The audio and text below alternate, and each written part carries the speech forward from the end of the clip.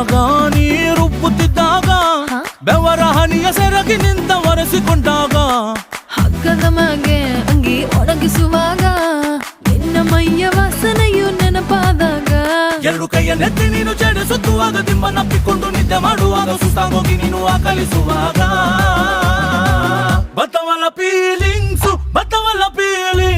ಬಂದು ಬಂದು ಮುಚ್ಚಾಗ್ತಾವೆ